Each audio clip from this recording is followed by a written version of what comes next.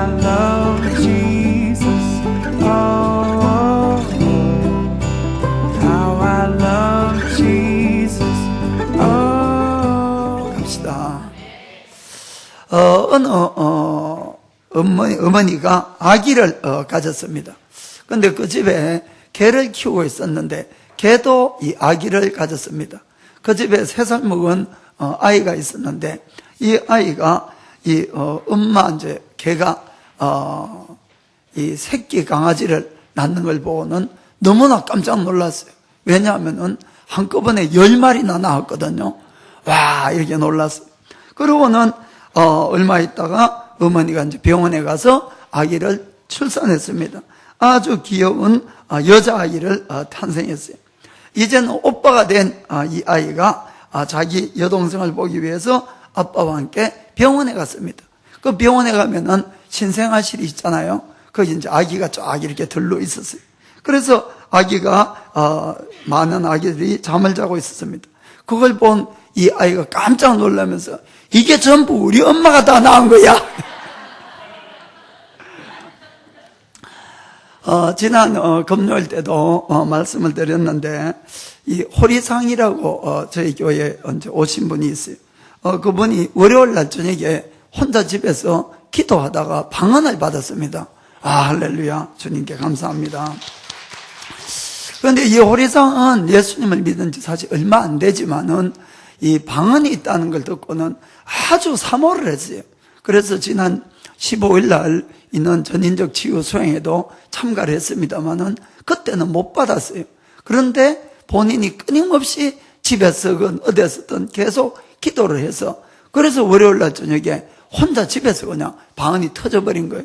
그때 남편이 이 오후로에 있었는데 목욕탕에 그 소리를 듣고는 막 깜짝 놀라가지고 뛰어나온 거예요. 그런데 뛰어나왔는데도 이분이 너무 기뻐가지고는 남편이 들어오거나 말건 계속 그냥 방언을 했다고 그렇게 이제 이야기를 하더라고요. 그래서 월요일 날 밤에, 지난 월요일 날이니까 막 일주일 됐죠. 그런데 제가 그 메일을 받고는 참 진짜 하나님께 감사했어요. 정말 하나님은 신실하신 하나님, 정말 구하는 자에게는 반드시 주시는 그런 하나님이라는 그런 마음이 참 많이 들어서 감사했습니다. 또 하나 기쁜 소식은 그저께 금요 예배 때에 이 호리상이 전도해온 아키야마상이라는 분이 있습니다. 그분은 아마 우리 교회에 온 지 한 5손가락으로 다 헤아릴 정도로 정말 이제 막 믿을까 말까 하는 이제 그런 분이었어요. 그런데 이제 이분이 금요일 날 오셔가지고 또 방언을 받은 거예요. 그런데 이때는 사실 그냥 받았다기보다는 이제 금요일 날 난 12시 중보기도 시간에 그 가족셀 4사람이 왔어요. 낮에 와서는 오늘 아키야마상이 아들 데리고 온다니까 좀 마음이 아직까지 왔다 갔다 하는 것 같은데 꼭 하나님을 만날 수 있도록 중보기도를 부탁 좀 한다고 이렇게 기도 제목을 냈습니다. 그리고 막 우리도 기도하고 본인들도 아주 열심히 중보기도를 했어요. 그러니까 그날 밤에 막 방언이 터졌던 겁니다. 할렐루야. 저는 이 사실을 보고도 정말 하나님이 신실하다는 사실을 다시 한번 마음에 느꼈습니다. 그것은 정말 우리가 기도한 만큼 눈물을 뿌린 만큼 결국은 우리가 거둬들인다는 것을 꼭 믿기를 주의 이름으로 축복합니다. 자, 모든 영광을 우리 하나님께 돌리겠습니다. 자, 오늘도 우리 야곱의 이야기를 좀 하겠습니다. 야곱은 장자권을 얻기 위해서 아버지도 속이고 형도 속이고 장자권은 받았는데 축복이 오는 것이 아니라 고난이 먼저 왔습니다. 그리고 형이 이 동생을 미워해서 죽이려고 하니까 할 수 없이 600km나 떨어진 자기 이제 외갓집이죠. 이 어머니의 오빠의 집으로 피신을 하게 되었습니다. 야곱은 그 길이 참으로 힘들고 어려웠던지 그가 도착을 해서 사촌인 이 라헬을 만났을 때 그가 엉엉 울었다고 성경에 이렇게 되어 있습니다. 그 구절을 우리 함께 좀 읽겠습니다. 자, 창세기 29장 11절부터 20절까지 계속 읽어보겠습니다. 그가 라헬에게 입맞추고 소리내어 울며 그에게 자기가 그의 아비의 생질이요 리브가의 아들됨을 고하였더니 라헬이 달려가서 그 아비에게 고하매 라반이 그 생질 야곱의 소식을 듣고 달려와서 그를 영접하여 안고 입맞추고 자기 집으로 인도하여 드리니 야곱이 자기의 모든 일을 라반에게 고하매 라반이 가로되 너는 참으로 나의 골육이로다 하였더라. 야곱이 한 달을 그와 함께 거하더니 라반이 야곱에게 이르되 내가 비록 나의 생질이나 어찌 공짜로 내 일만 하겠느냐 무엇이 너의 보수겠느냐 내게 구하라. 라반이 두 딸이 있으니 형의 이름은 레아요 아우의 이름은 라헬이라. 레아는 알력이 부족하고 라헬은 곱고 아리따우니 야곱이 라헬을 연애함으로 대답하되 내가 외삼촌의 작은 딸 라헬을 위하여 외삼촌에게 7년을 봉사하리이다. 라반이 가로되 그를 너에게 주는 것이 타인에게 주는 것보다 나으니 나와 함께 있으라. 야곱이 라헬을 위하여 7년 동안 라반을 봉사하였으나 그를 연애하는 까닭에 7년을 수일같이 여기더라. 아멘. 아주 로man틱한 이야기가 나옵니다. 연애 7년 이상 해보신 분 있습니까? 죽도록 따라다니고 그래서 7년이 수일같이 여겨진 사람이 있습니까? 어떤 사람은 연애 기간이 길어서 7년이 70년으로 여겨진 사람이 있을 수 있겠죠. 그 자오한 이 야곱이 이렇게 해서 라반의 집에서 일을 하게 되는데 이 야곱의 외삼촌 라반은 일견 보기에는 참 좋은 사람같이 이렇게 보이는데 사실 그는 아주 야곱보다 더 지독한 사기꾼이었다는 사실입니다. 그래서 야곱이 그때로부터 20년간이나 이 삼촌 밑에서 이 봉사를 하는 일을 하는 그런 일을 당하게 되는 것입니다. 야곱은 어떤 사람이었습니까? 자기의 목적을 위해서는 아버지나 형이나 아무 정말 꺼리낌 없이 속이는 그런 사람이었어요. 그런데 하나님은 그런 야곱을 고치기 위해서 야곱보다 더 지독한 사기꾼을 야곱에게 딱 붙여준 것입니다. 오늘은 이 구절을 통해서 크게 두 가지 한번 알아보기를 원합니다. 첫 번째는 사람이 무엇을 뿌리든지 뿌린 대로 거둔다는 사실인 것입니다. 자연의 모든 법칙은 뿌린 대로 거두는 거지요. 콩을 심으면 반드시 콩이 나고 팥을 심으면 반드시 팥이 나게 되어 있습니다. 콩을 심었는데 팥이 나는 법이 없는 것입니다. 이것은 영적인 법칙과 우리의 모든 인생도 전부 마찬가지라는 것을 꼭 깨닫기를 주의 이름으로 축복합니다. 왜냐하면 영적인 법칙이나 자연의 법칙이나 전부 하나님이 만드셨기 때문에 그런 것입니다. 사실은 우리는 눈에는 안 보이지만은 매일같이 모든 사람이 씨를 뿌리기도 하고 뿌린 것을 거두어들이기도 하는 그런 생활을 한다고 할 수가 있는 것입니다. 여러분의 지금의 이 상황, 지금의 생활, 이 모든 것들은 사실 여러분들이 갑자기 이런 일이 일어난 것이 아니고 과거에 태어날 때부터든 그때부터 뿌려서 온 것이 지금 거둔다는 사실을 그걸 기억하시길 바랍니다. 그리고 오늘도 여러분이 뿌리는 삶을 살고 있는데 오늘 이 뿌린 것들이 결국 여러분들의 장래를, 미래를 결정해 간다는 것도 꼭 깨닫게 되기를 축복합니다. 성경은 분명히 이렇게 우리에게 말씀합니다. 갈라디아서 6장 7절 보겠습니다. 스스로 속이지 말라. 하나님은 만홀이 여김을 받지 아니하시나니 사람이 무엇으로 심든지 그대로 거두리라. 아멘. 성경은 분명히 사람이 무엇으로 심더라도 반드시 그대로 거둔다고 이렇게 되어 있습니다. 이 세상에 우연이라는 것은 절대로 없다는 것을 여러분 깨달으셔야 됩니다. 나의 모든 인생은 결국 내가 뿌린 대로 지금 거두고 있다는 것을 그걸 여러분들이 깨달으셔야 돼요. 하나님은 분명히 살아계시기 때문에 우리가 뿌리는 것, 즉 우리가 말하는 것, 우리가 행동하는 것, 이 모든 것들이 시간이 지나고 나면은 그것을 그대로 거두게 하시는 분이 계신다는 것을 아시길 바랍니다. 성경은 그 하나님을 절대로 속일 수가 없다고 분명히 말씀하고 있습니다.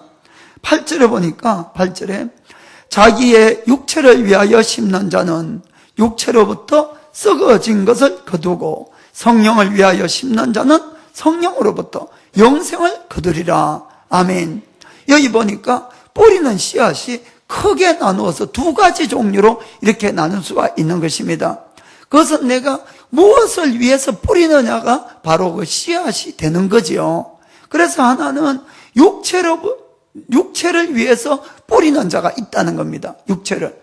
이것은 나의 육신의 정욕을 위해서 세상을 따라서 뿌리는 모든 것들을 이야기하는데, 이 모든 것들은 그 당시에는 나를 즐겁게 하고 기쁘게 하고 또 좋고 이런 것이 있을 줄 몰라도 그 마지막은 뭘 거둡니까? 결국은 썩어진 것을 거둔다고 이렇게 되어 있습니다. 내 인생이 아무리 이 세상에서 즐길 것 다 즐기고 뭐 가질 것 다 가져봤다 할지라도 그 마지막은 멸망의 길이라는 것을 꼭 깨닫기를 바랍니다. 그러나 우리가 참고 성령을 위해서 뿌린 자들은 무엇을 거둔다고 되어 있습니까? 영생을 거둔다고 분명히 되어 있는 것입니다. 그래서 우리가 뿌리는 것을 정말 조심을 해야 된다는 것을 꼭 기억하시길 바랍니다. 이것은 예수님을 안 믿는 사람을 위해서 기록한 책이 아닙니다, 여러분. 성경에 나오는 모든 이 신약 성경은 복음서를 빼고는 전부 믿는 사람을 위해서 기록한 것이에요. 이 갈라디아서는 갈라디아에 있는 교회의 성도들에게 보낸 편지라는 것을 기억하시길 바랍니다.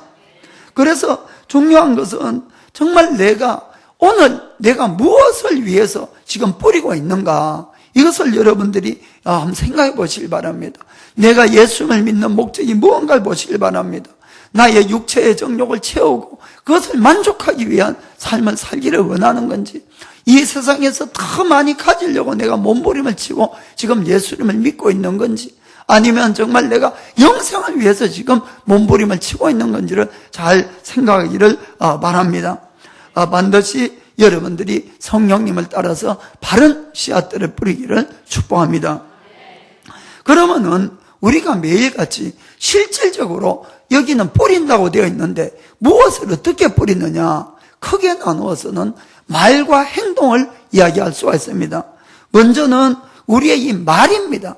정말 여러분들이 말을 잘 뿌려야 됩니다. 말은 참 신기합니다. 눈에 보이지 않아요. 제가 지금 하는 말도 여러분 눈에 보이지 않습니다.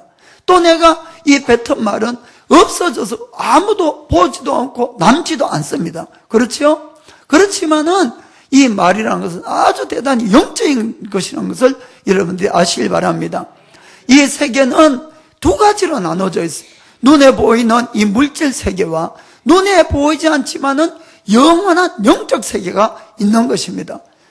그리고 우리는 둘 다 살고 있어요. 둘 다. 왜냐하면은 나의 육은 물질 세계에 살지만은 죄송합니다. 나의 이 영혼은 내가 영적인 세계에서 동일하게 살고 있다는 것을 여러분이 깨달으시길 바랍니다.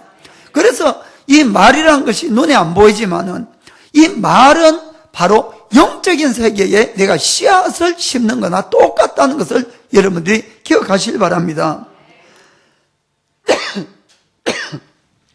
그리고는 내가 뿌린 이 말은 아주 큰 영향력이 있어서 심은 대로 반드시 자라고 때가 되면 열매를 맺게 된다는 것도 기억하시길 바랍니다.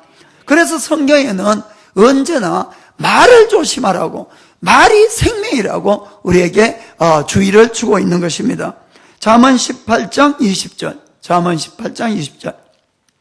사람은 입에서 나오는 열매로, 말입니다. 입에서 나오는 열매로 하여 배가 부르게 되나니 곧 그 입술에서 나는 것으로 하여 만족하게 되느니라. 내 입에서 나는 것이 결국 열매가 되고 우리를 그대로 이루어 간다는 것입니다. 21절에 죽고 사는 것이 혀의 권세에 달렸나니 혀를 쓰기 좋아하는 자는 그 열매를 먹으리라. 아멘. 결국은 내가 말로 뿌린 대로 모든 것이 영적인 세계에 뿌려지게 되고 거둔다는 사실을 꼭 기억하시길 바랍니다. 그래서 베드로 사도는 우리들에게 이렇게 주의를 줍니다. 베드로전서 3장 10절에 그러므로 생명을 사랑하고 좋은 날 보기를 원하는 자는, 우리 모두 다 생명을 사랑하고 좋은 날 보기를 원하고 있습니다.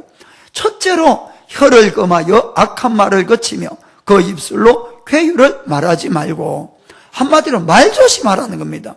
말조심. 9절에 보니까 악을 악으로 욕을 욕으로 갚지 말고 도리어 복을 빌라. 이를 위하여 너희가 부르심을 입었으니 이는 복을 유업으로 받게 하려 하심이라. 아멘. 아무리 억울한 일이 있어도 나도 저주하고 원망하고 욕하고 하지 말라는 것입니다. 그것이 아니라 축복하라는 것이에요.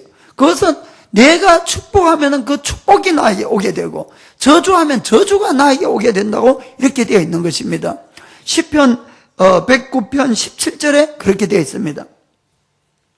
시편 109편 17절.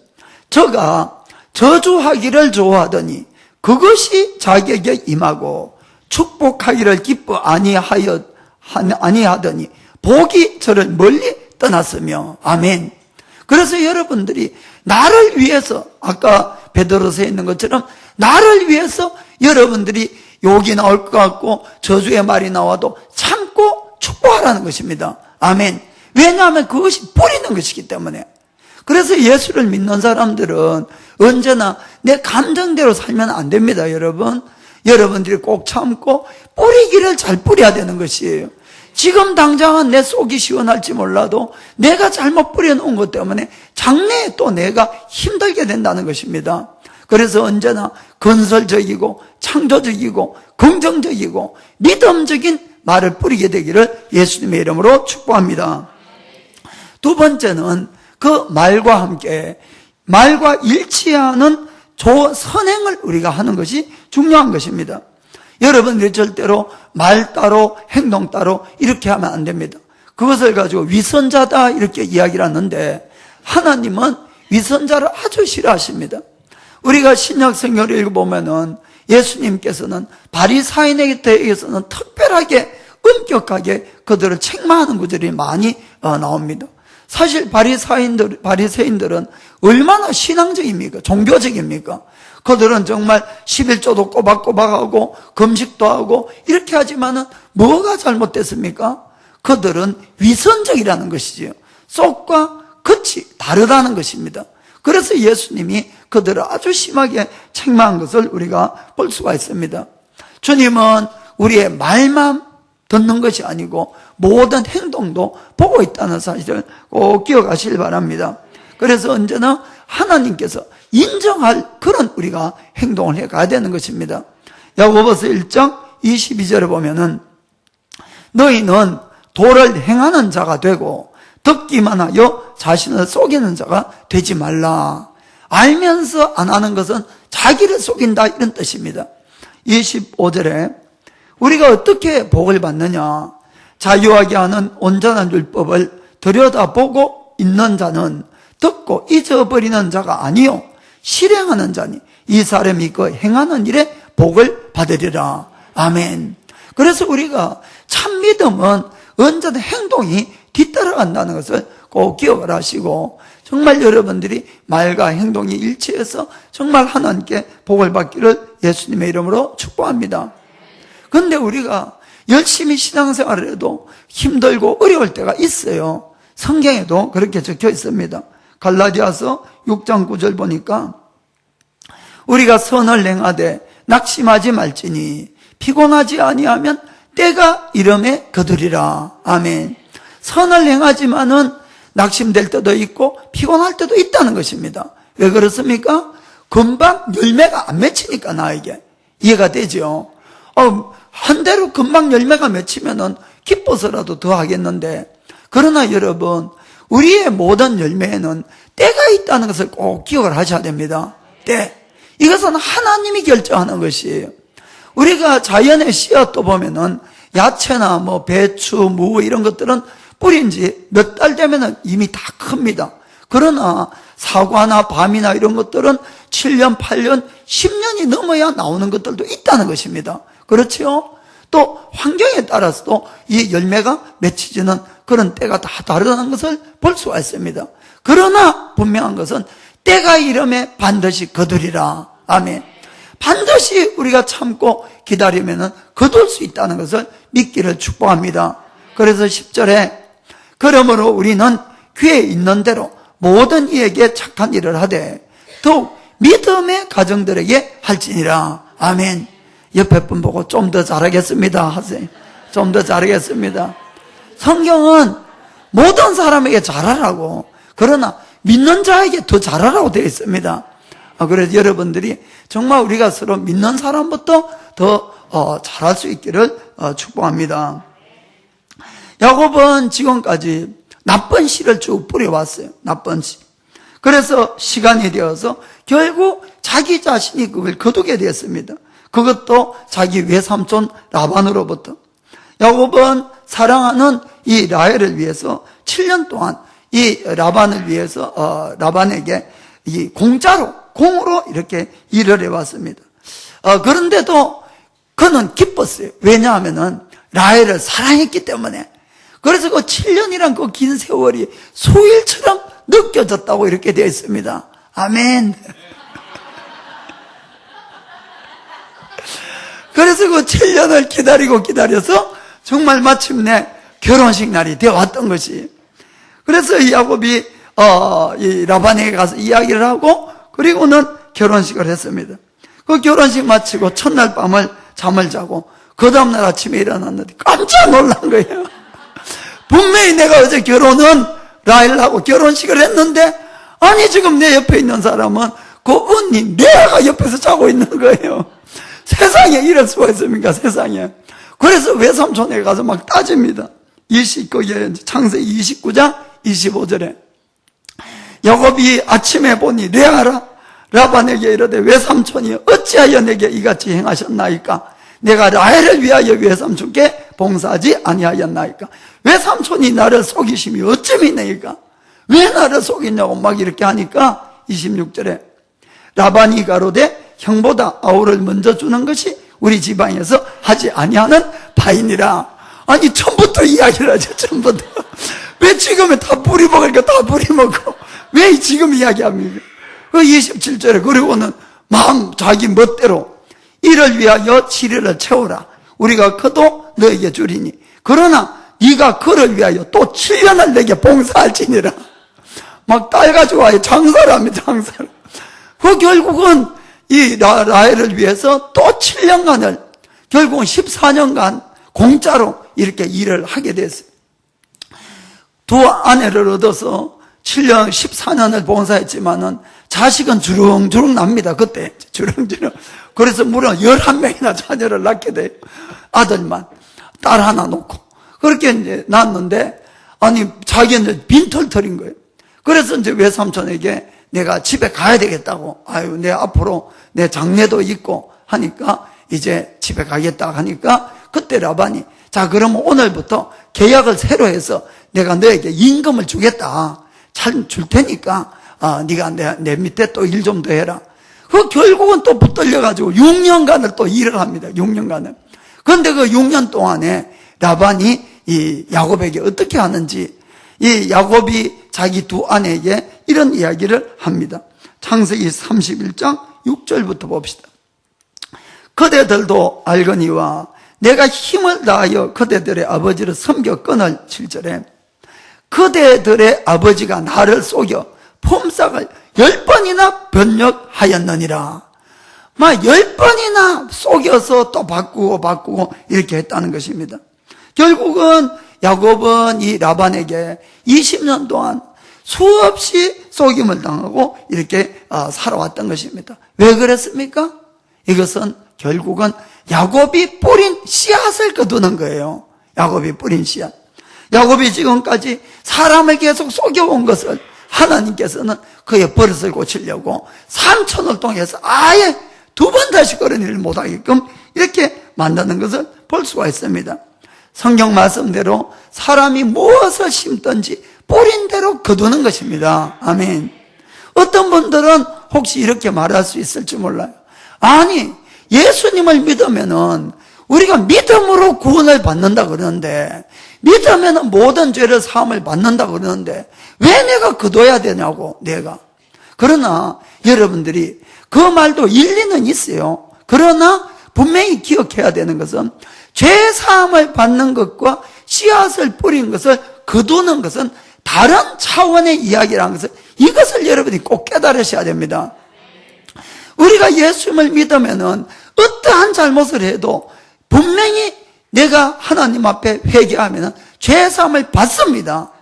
그 뜻은 어떤 뜻인가 하면은 내가 하나님 앞에 갔을 때에 나는 그 죄에 대해서 절대로 심판을 받지 않는다는 그 뜻이에요.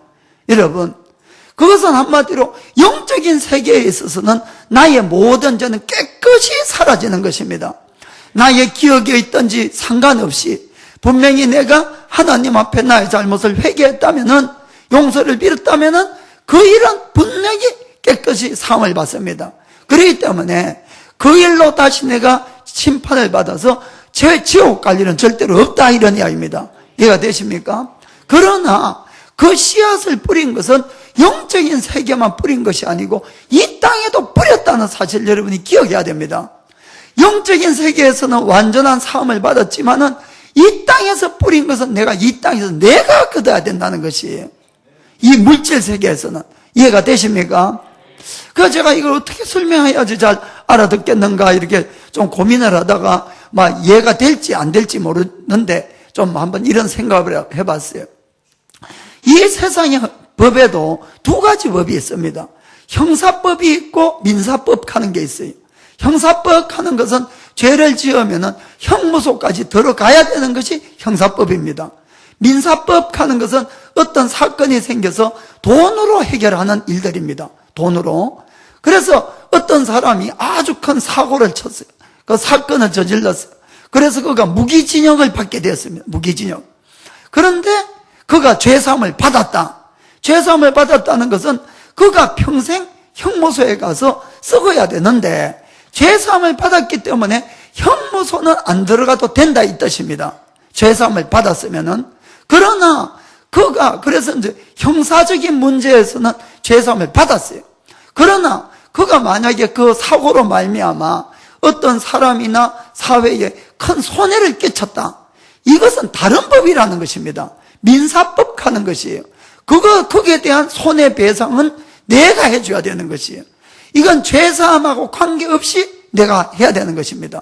그것이 이 세상에도 그렇게 법이 되어 있는 것이에요. 막 이해가 안 돼도 그냥 넘어갑시다.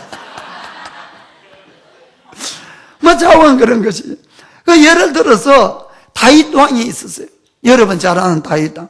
다윗 왕은 정말 하나님을 사랑하고 하나님을 신뢰하고 또 하나님을 두려워할 줄 아는 그런 사람이었습니다. 그러나 우리가 섰다고 자랑하면 안 되지요.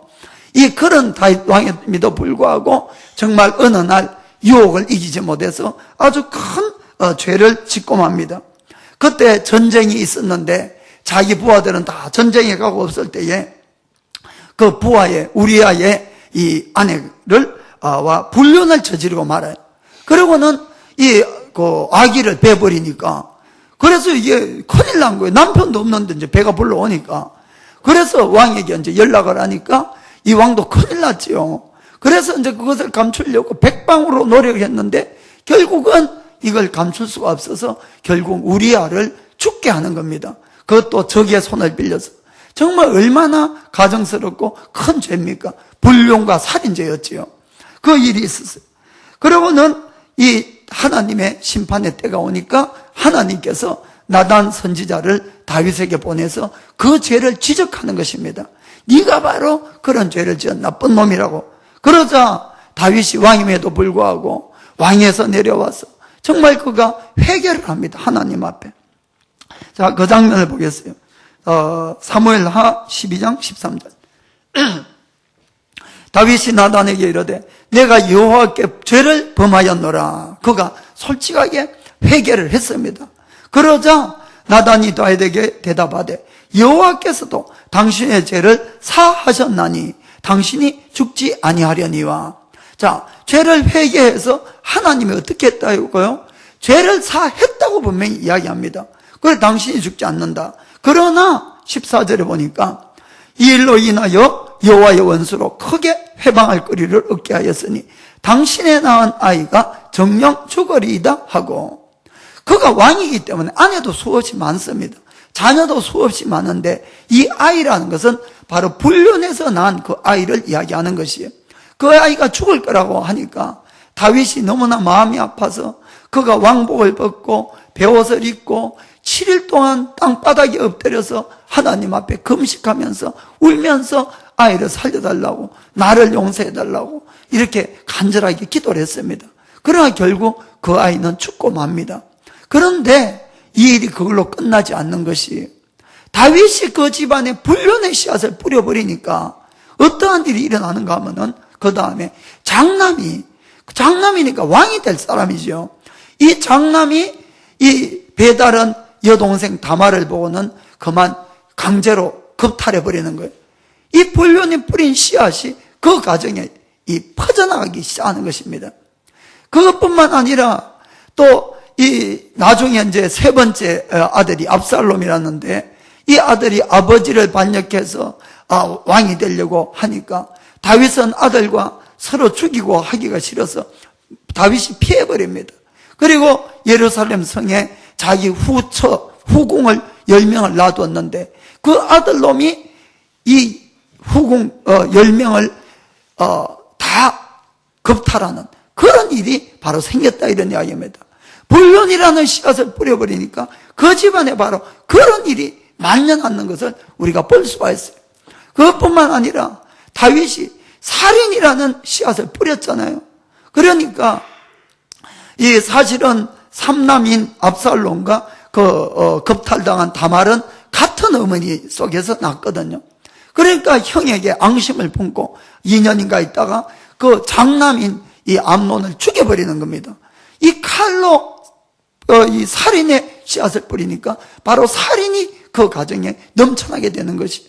그리고는 이 압살롬이 반영을 해서 결국은 아버지가 정말로 가슴 찢어지는 일이지만 또 그 아들을 죽여야 되는 그런 일이 그 집안에 생겼다, 이런 이야기입니다. 사랑하는 성도 여러분, 우리가 이 사실을 보더라도 하나님은 분명히 다윗의 죄를 뭐라 그랬어요? 사하셨다고 말씀했어요. 사했지만은 이 세상에서 뿌려놓은 다윗의 그 모든 씨앗은 다윗이 거둬야 된다는 사실입니다. 그래서 여러분들이 죄사함을 받는 거하고 내가 뿌린 씨앗을 거두지 않아도 된다고 그렇게 착각하면 절대로 안 된다는 것을 꼭 기억하시길 바랍니다. 우리의 죄사함을 받는 것은 하늘나라에 가서 그걸로 2번 다시 하나님께 정죄함을 받지 아니할 뿐만 아니라 우리는 그 일로 지옥 갈 일은 없다, 이런 이야기입니다. 그러나 내가 이 땅에서 잘못 뿌린 말, 잘못한 행동, 잘못 살아온 모든 것에 대해서는 내가 거둬야 되는 것이, 내가. 물론 가끔 하나님의 또 은혜가 있어서 그것까지 사함을 받을 수도 있어요, 있기는.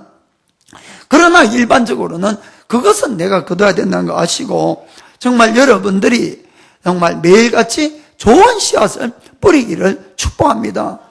어떤 분들은 내가 그래도 요즘은 예수 믿고 열심히 바르게 살려고 애를 쓰는데 왜 이렇게 되는 것이 없냐고 이렇게 말씀하는 분도 있을 거예요. 사실은 그것은 오늘 내가 뿌린 씨앗이 자란 것이 아닙니다, 여러분. 이미 옛날에 내가 뿌려놓은 것들이 지금 내가 열매를 거두는 것들이에요. 그래서 여러분들이 절대로 그럴 때에 불평하고 원망하면 안 됩니다. 여러분들이 뿌린 씨앗은 반드시 거두게 되어 있어요. 내가 못 거둬도 내 자손이 거두게 되어 있습니다. 그것이 하나님의 법칙이에요. 그렇기 때문에 여러분들이 현재 어렵다고 좋은 씨앗을 뿌리는 것을 절대로 그만두면 안 됩니다. 힘들어도 눈물이 나도 나는 좋은 씨앗을 계속 뿌려야 돼요. 그것이 바로 나의 장래를 결정해 가고 나의 후손을 결정해 간다는 것을 꼭 기억하시길 바랍니다. 그래서 시편 126편 5절 6절에도 이렇게 말씀합니다. 눈물을 흘리며 씨를 뿌리는 자는 기쁨으로 거두리로다. 울며 씨를 뿌리러 나가는 자는 정령 기쁨으로 그 단을 가지고 돌아오리로다. 아멘. 힘들고 어려워도 눈물이 나더라도 우리가 참고 좋은 씨앗을 뿌려야 됩니다. 그것이 바로 나의 미래 또 영생을 좌우해 간다는 걸 믿기를 주의 이름으로 축복합니다. 옆에 분 보고, 인생은 씨 뿌림에 의해서 결정됩니다. 인생은 씨 뿌림에 의해서 결정됩니다. 아멘. 자, 두 번째 우리가 오늘 생각할 것은, 이 죄를 거둬들임은 우리를 바로잡기 위한 하나님의 채찍입니다. 이 죄에 대한 씨앗을 거두드리는 것은 우리를 바로잡기 위한 하나님의 채찍이다. 하나님은 우리가 마음으로부터 죄를 용서를 해달라 그러면 분명히 용서해 주십니다. 안 해주는 거 아니에요. 정말 용서해 주십니다. 그러나 대부분의 경우에 우리가 뿌린 씨앗은 우리가 거두게 합니다. 죄는 용서하지만은 뿌린 씨앗은 우리가 거두게 합니다. 여기에는 큰 이유가 있어요, 사실은. 그것은 우리를 바로잡기 위한 하나님의 방법이라는 것입니다. 그것이 훈련 방법. 예를 들어서 내 속에 우리가 죄를 짓는다는 것은 뭡니까? 사실은 내 속에 죄의 속성이 있어요. 죄를 짓고 싶어하는 욕망이 내 속에 있습니다. 그래서 죄를 짓는 거예요, 사실. 그렇지 않습니까? 자, 그래서 내가 죄를 지었어요. 하나님, 그런데 죄를 또 짓고 나니까 너무 잘못했어요. 하나님, 잘못했습니다. 용서해달라 그러면 하나님은 용서하십니다. 용서하지만은 내 속에 있는 죄를 짓고자 하는 속성, 죄에 대한 유혹에 약한 나, 없어졌습니까? 안 없어졌습니까? 그대로 있는 거예요. 그대로. 그래서 그냥 용서를 해줘 버리면은 시간이 지나면은 또 이것이 살아나요. 또 점점 자랍니다. 또 죄를 짓는 것이에요. 그래서 우리가 죄를 반복해서 지어 가는 거지요. 하나님은 얼마든지 우리의 죄를 용서하지만은 반복해서 죄를 짓는 것을 원치 않다는 것입니다. 하나님은 어떻게 해서라도 우리를 하나님의 자녀로 만들어 가려고 하는 것이에요.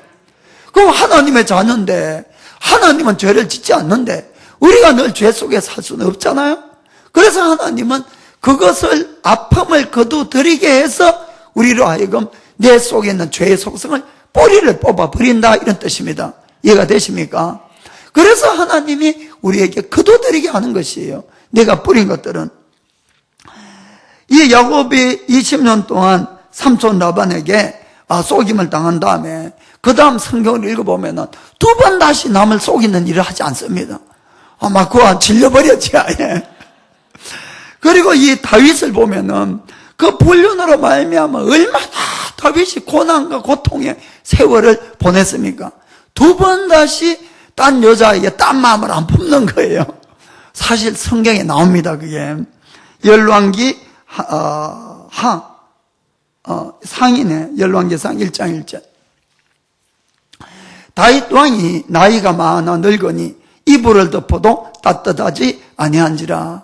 나이가 드니까 좀 그렇더라고요. 저도 손발이 좀 따뜻했는데 요즘은 정말 손발이 좀 찬 걸 느끼는 거예요. 그래 다윗 왕이 그랬어요.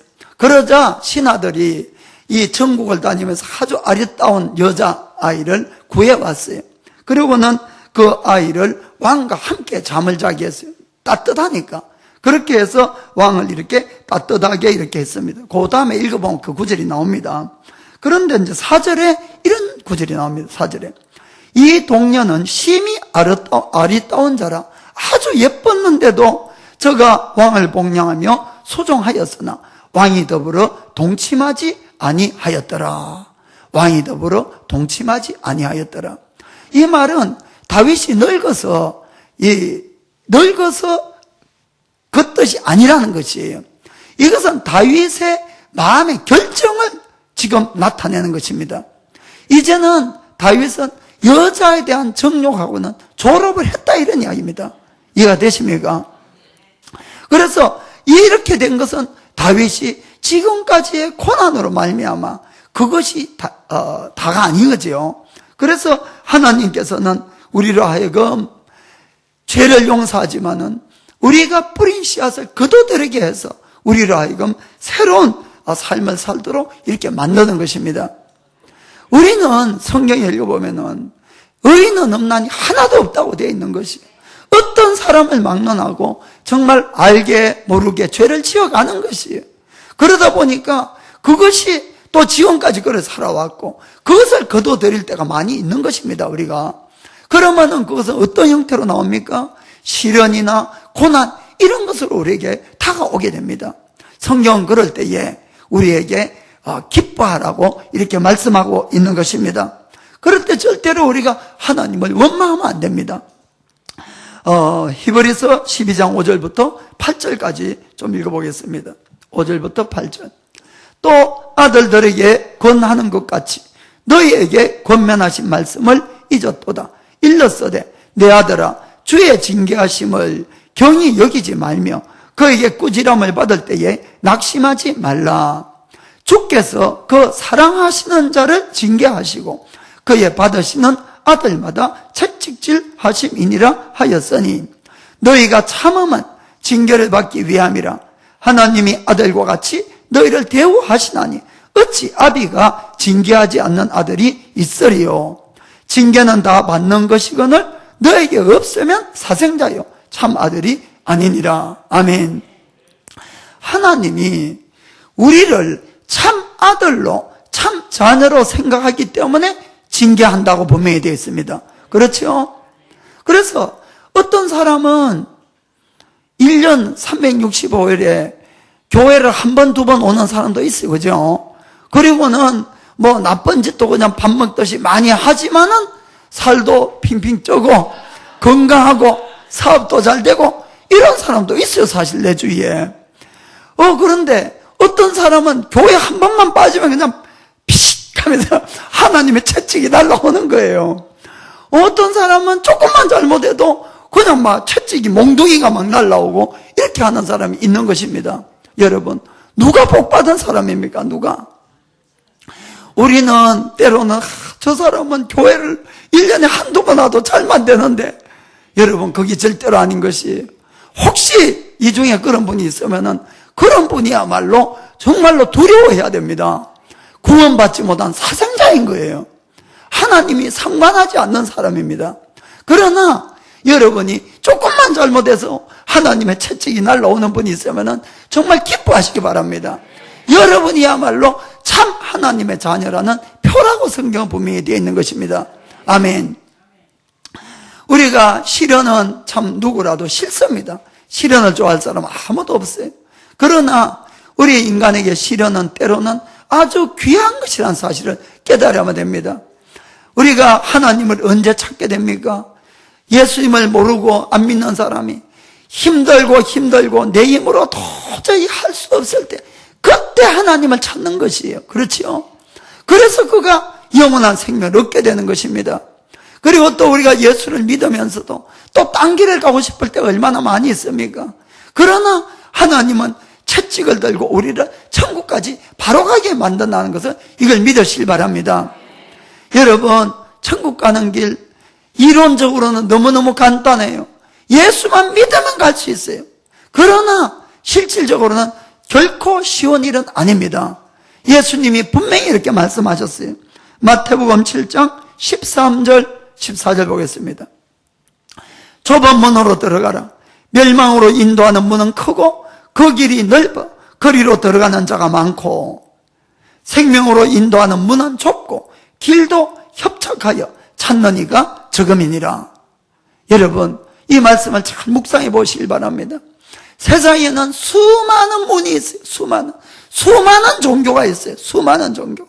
그 수많은 종교 가운데 딱 한 문만이 천국으로 갈 수 있는 문이 된다는 것입니다. 그것이 바로 예수라는 문이지요. 예수라는 문. 여러분은 그 수많은 문들 가운데서 예수라는 그 좁고 좁은 문을 택한 사람들이에요. 아멘. 무슨 말인가 아시겠습니까? 그래서 좁은 문입니다. 주님은 그 좁은 문으로 들어갔다고 문을 열자마자 천국입니까? 그것이 아니에요. 그런데 그것은 그 문을 향해서 그 문을 들어가자마자 거기서는 천국으로 향하는 길이 딱 한 길이 있는 것입니다. 어떤 길입니까? 하나님의 말씀이란 길이 있어요. 이 길만이 우리를 천국으로 바르게 인도하는 길입니다. 그래서 내가 들어간 예수님, 내가 선택한 나의 믿음으로 내가 선택을 했지요. 그리고 예수를 선택해서 그 문을 들어갔습니다. 그럼 그때부터 우리가 천국을 가기 위해서는 말씀이라는 이 길을 똑바로 따라가야만이 되는데, 이 세상에 길은 또 얼마나 많이 있습니까? 길은 넓고 평탄하고 좋은 길, 쾌락이 있는 길, 수없이 많은 길이 있는데 우리가 좁고 좁은 이 길만을 간다는 것이 얼마나 힘들겠냐는 겁니다. 그런데 길을 가다 보면은 유혹을 받아서 저 길이 더 좋겠다 싶어서 갈 데가 있습니까? 없습니까? 있는 것이에요. 있는 것이에요. 그때마다 채찍이 날라오면은 고맙습니까? 안 고맙습니까? 대답 좀 해보세요, 여러분. 그냥 그 길 가도록 내둘까요? 그 길을 갈 때마다 채찍이 날라와서 아니지. 그리고 내가 이 바른 길을 가고 또 딴 길 가다가 채찍 맞고 또 바른 길 가고. 여러분, 이것이 하나님의 사랑입니다. 나를 하나님은 끝까지 돌보시고 끝까지 천국까지 버리지 아니하시려고. 그래서 성경은 우리가 사랑하는 아들마다 징계한다고 그렇게 되어 있는 것입니다. 왜냐하면 우리에게 끝까지 영생의 길을 주기 위해서. 아멘. 정말 여러분이 깨닫고 믿게 되기를 예수님의 이름으로 축복합니다. 그 다음에 우리가 계속 읽어봅시다. 히브리서 12장 9절부터. 또 우리의 육체의 아버지가 우리를 징계하여도 공경하였거늘 하물며 모든 영의 아버지께 더욱 복종하여 살려하지 않겠느냐. 저희는, 우리 아버지는 잠시 자기의 뜻대로 우리를 징계하였거니와. 그 아버지 생각에 그것이 맞고 안 맞고는 둘째치고 부모가 옳다 하는 것 때문에 아이들이 야단 맞잖아요. 그렇지만은 오직 하나님은 우리의 유익을 위하여 그의 거룩하심에 참여하기 위해서 징계한다. 아멘. 이해가 되십니까? 그래서 이 세상에 일어나는 어떠한 고난도 의미가 없는 것이 없다는 겁니다.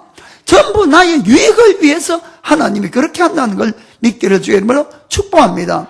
11절에 무릇 징계가 당시에는 즐거워 보이지 않고 슬퍼 보이나 성경도 인정합니다. 힘들다는 거.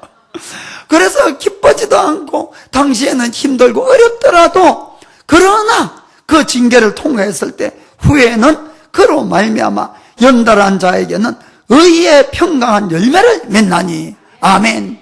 의의 평강한 열매를 그래서 맺는 겁니다. 12절에 그러므로 피곤한 손과 연약한 무릎을 일으켜 세우고 너희 발을 위하여 곧은 길을 만들어 저는 다리로 하여금 어그러지지 않고 고침을 받게 하라. 아멘.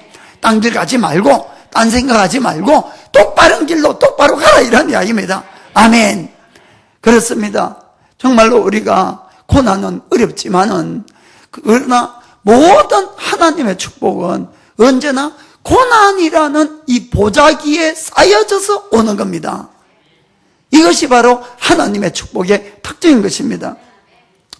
한국이 낳은 세계적인 천재 물리학자가 있었어요. 그분은 정건모 박사님이십니다. 그 박사님은 얼마나 천재였는가 하면은 24살 때 미국 대학교에서 가르치는 교수가 되었어요. 24살 때. 그리고 그분은 특별히 이 원자력 발전 하는 데에 아주 세계적으로 명성이 있는 분이에요. 그래서 그분이 설계한 이 원자로를 한국이 그걸 설치라고 만들어서 한국 아무것도 없는 이 한국이 이 원자력 발전 능력이 세계 5위가 됐어요, 지금. 이게 전부 정건모 박사님이 한 공로입니다. 그분이 얼마나 세계적으로도 유명한가 하면은 소련에 이 원자로가 이 터지는 사고가 있었지요. 체르노빌 가는 데서.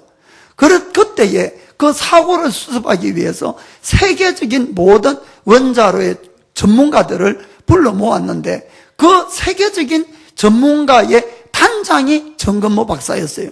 그 정도로 인정받는 천재였습니다. 그리고 그분은 과학기술처 장관을 2번이나 역임했고, 이 세상적으로는 성공, 명예, 돈, 지위, 모든 걸 다 손에 넣었던 분이었어요. 그런데 이분이 어느 날 크리스찬이 되었습니다. 그리고는 이분이 이렇게 간증을 했어요. 하나님은 저에게 참 많은 축복을 주셨습니다. 많은 축복을. 그런데 하나님께서는 저를 통한 더 놀라운 계획을 가지시고 저에게 더 큰 축복을 주셨습니다. 그리고는 여러분, 그 더 큰 축복이 무엇인지 압니까? 물었어요. 뭐겠어요? 그리고는 이분이 이렇게 대답을 했습니다. 하나님은 저에게 간염이라는 병을 주셨습니다. 저는 그 병 때문에 하나님을 찾게 되고, 그리고 제가 영생을 얻게 되었습니다. 그래서 이 병은 나에게 큰 축복이었습니다. 그리고 하나님은 저에게 더 큰 축복을 주셨는데, 이번에는 저희 아들이 불치의 병에 걸리고 말았습니다. 그래서 저는 그 일로 말미암아 하나님 앞에 무릎 꿇는 법을 배우게 되었고, 저는 그 일로 말미암아 나의 참된 사명을 깨닫게 되었습니다. 그리고 그분은 이렇게 마지막 이야기합니다. 나는 위대한 과학자보다 신실한 크리스찬이 되기를 원합니다. 세계적으로 명성을 떨친 그분이, 우리가 예수를 믿는 것이 얼마나 귀한가 하면은 세계적인 명성을 떨친 과학자보다도 크리스찬이 더 복되다는 걸 깨닫기를 주님으로 축복합니다. 그리고 하나님은 고난이야말로 하나님께서 우리에게 주시는 참된 축복임을 깨닫게 되기를 주님으로 축복합니다 하고 마쳤습니다.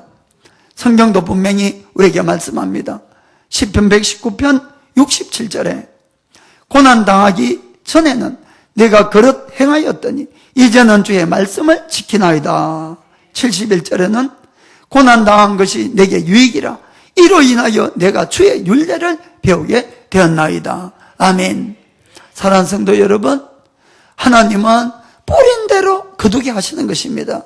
이것은 죄를 용서하는 것과는 차원이 다르다는 것을 꼭 기억을 하시길 바랍니다.